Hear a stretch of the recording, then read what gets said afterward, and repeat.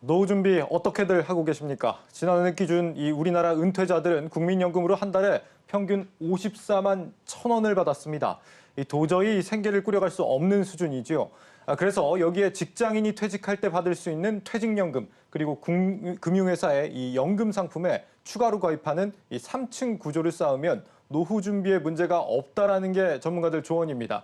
그런데 이렇게 제대로 알고 노후 준비하시는 분들이 그렇게 많지가 않습니다. 수익률도 상당히 좀 저조한데 지금이라도 고민해야 할 이 투자 전략들 지금부터 소개해드리겠습니다. 먼저 허앵커, 이 퇴직연금에서 가장 헷갈리는 게 DB형이 뭐냐, DC형이 뭐냐 하는 건데 어떻게 다른 거죠? 예, 이 부분 헷갈리실 수 있는데 제가 네. 잘 설명을 드리겠습니다. 자, 일단 퇴직연금의 종류에는 DB형, DC형, 그리고 보시다시피 IRP 이렇게 세 가지로 나눠지게 됩니다. 자, 각각 퇴직금을 굴리는 주체가 다른 건데요. 이 DB형은 회사가, 또 DC형은 회사가 금융회사에 적립을 하고 내가 굴려서 수익을 내야 하는 구조입니다. 이 IRP의 경우에는 회사와 상관없이 개인이 운용을 하는 연금인데요. 보통 회사를 여러 번 옮기시는 분들이 퇴직금을 여기에 담아서 불려나가게 되는 겁니다. 자, 현재 DB형 적립금이 보시다시피 훨씬 많은 수준을 보이고 있지만 최근 주식시장의 화랑을 보이면서 DC형과 그리고 IRP로 직접 운용을 하려는 가입자들이 늘고 있는 추세입니다. 때문에 잘만 운용을 하시면 노후가 훨씬 풍족해질 수 있는 만큼 지금부터 소개해드리는 사항에 주목해보시면 좋을 것 같습니다. 지수희 기자의 보도로 확인해 보시죠. 4년 전 이직한 직장인 이 씨는 최근 퇴직연금 운용 보고서를 보고 깜짝 놀랐습니다. DC형으로 가입하고도 금리 연동 상품에 자금을 묻어뒀던 이 씨의 수익률은 6%대였지만 실적 배당형 상품에 투자했던 다른 동료들의 수익률은 4배가 넘었기 때문입니다.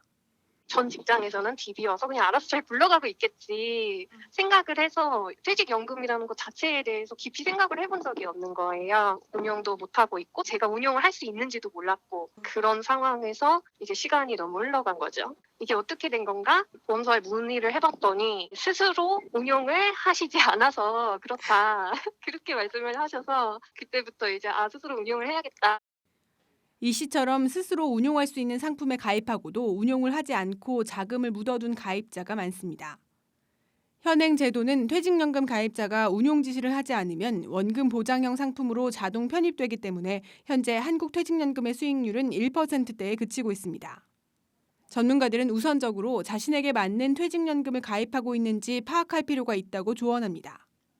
DB형 가입자의 경우에는 퇴직 전 3개월 평균 급여에 퇴직금이 연동되기 때문에 임금 상승률이 낮으면 DC형으로 갈아탈 필요가 있습니다.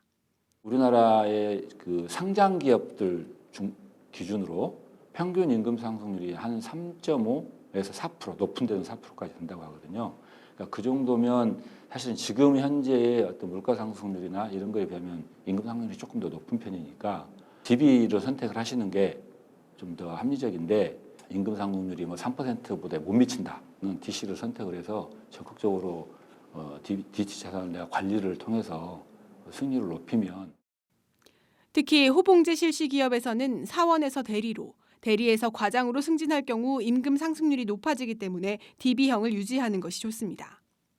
하지만 이미 임금이 높아 상승률이 낮은 고위직급과 임금 피크제 적용자, 이직이 잦을 경우 DC형으로 갈아타 연금 자산을 더 확보할 필요가 있습니다.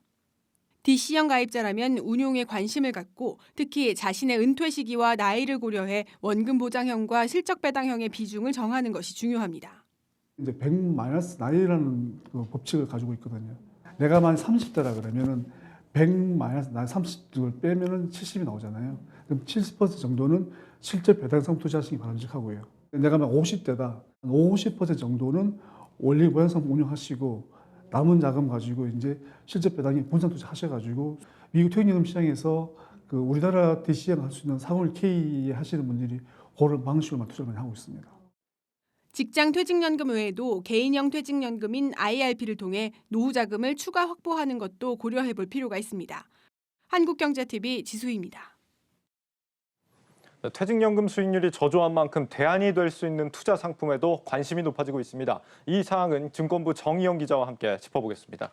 정 기자, 최근 주목받고 있는 연금 상품이 있다고요?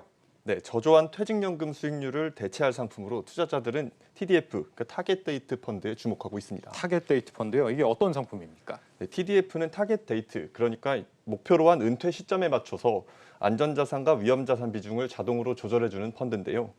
은퇴 시점이 멀리 있을 때는 위험자산 비중을 높여서 수익을 쌓아가고 은퇴 시점이 가까이 다가올수록 안전자산 비중을 높여서 안정성을 추구하는 구조로 돼 있어서 퇴직연금에 적합한 상품이라고 전문가들은 입을 모으고 있습니다. 그렇군요. 이게 그냥 가입할 수 있는 건가요? 뭐 회사에서 가입을 해야 되는 건지 어떻게 가입을 하는 겁니까? 네, 이제 아까 앞서 보셨던 것처럼 본인이 DC형 퇴직연금 가입자시라면은 네. 사전 운용 지시를 TDF로 해달라라고 하시면 방식으로 이제 가입하실 수도 있고요. 네. 만약 그게 아니시라면은 일반 금융 상품처럼 이제 개인적으로 찾아가셔서 보험사 창구, 은행 창구라든지 이런 곳에 가셔서 가입하실 수도 있습니다. 그렇군요. 은퇴 시점을 목표로 자산을 배분해 준다라고 했는데 구체적으로 이게 어떤 방식으로 이루어지는 건지도 궁금한데요. 네, 일단 TDF 펀드명을 보시면요, 이름 뒤에 2040 이런 것처럼 숫자 4자리가 붙어 있죠. 네. 이 숫자가 바로 은퇴 목표 시점입니다. 이 시점이 멀리 있을 때는 국내외 주식과 같은 위험자산 비중이 높아서 수익률을 쌓고 시점이 다가올수록 점차 안전자산 비율을 높여가는 방식으로 운영되는 상품인데요. 투자자들이 운용 지시를 하지 않아도 자산 배분을 은퇴 시점에 맞춰서 알아서 조절해주는 만큼 안정적인 노후 준비에 적합한 상품이라는 게 전문가들의 공통된 의견입니다. 네. 그동안 이제 퇴직연금을 투자자들이 직접 굴리지 않다 보니까 뭐 수익률이 한 1%대밖에 안 됐다 이런 내용을 지난 시간에 우리도 좀 전해드렸는데 TDF는 투자자들이 고민할 필요 없이 알아서 배분이 된다라는 거네요. 요즘 이 상품 가입하는 투자자들 실제로 좀 많아지고 있다면서요? 네, TDF로 유입되는 자금의 규모가 여느 때보다 가장 가파른 시점입니다. 예. 올해 들어서 TDF로 유입된 자금 규모는 1조 2천억 원을 넘어서고 있는데요. 지난해 전체 유입 금액을 넘어설 정도로 가파르고 뜨거운 관심을 받고 있는 상황입니다. 예. 연말로 갈수록 이제 퇴직연금 상품을 통해서 세제 혜택을 보려는 수요까지 감안한다면은 올해 전체 자금 유입 규모는 앞으로 점점 더 늘어날 것으로 전망되고 있습니다. 그렇군요. 아직 올해가 반도 안 되는데 벌써 작년 규모를 넘어선 거네요. 운용 수익에서는 좀 어땠습니까? 네, TDF의 인기가 높아지는 대표적인 이유가 이제 아까 말씀드렸던 것처럼 운용 안정적인 노후 대비인 만큼 실제로 수익률도 우수한 성과를 이어가고 있습니다. 예. TDF의 최근 1년간 수익률은 24%대로 DC형 퇴직연금 수익률 대비 8배가량 높은 수준이고요. 수익률 집계 기간을 5년까지 넓혀본다면 46%대를 기록하면서 꾸준히 우수한 성과를 쌓아가고 있는 상황입니다. 예. 개별 펀드별로도 이렇게 살펴보시면 최근 1년 수익률 상위 상품들은 모두 은퇴 시점이 2040년 이후인 상품들이 차지하고 있는데요. 은퇴 목표 시점이 멀리 있어서 위험자산 비중이 높은 만큼 이제 작년에 주식시장이 급등하는 과정에서 예. 이런 점을 온전히 누리면서 이제 40%에 육박하는 수익률을 보이고 있고요. 반대로 은퇴 목표 시점이 10년 이내로 남은 상품들을 살펴보면 장기 수익률이 3년 기준 수익으로 상위 5개 펀드들 모두 25%가 넘는 성과를 거두고 있습니다. TDF라는 상품의 본래 취지에 맞게 잘 운영되고 있다는 점을 확인하실 수 있습니다. 네. 최근 뭐 증시가 그 어느 때보다 좋았기 때문에 수익률이 괜찮았는데 앞으로는 어떤지 모르겠습니다. 전망이 어떻게 되고 있습니까? 이 상품에서?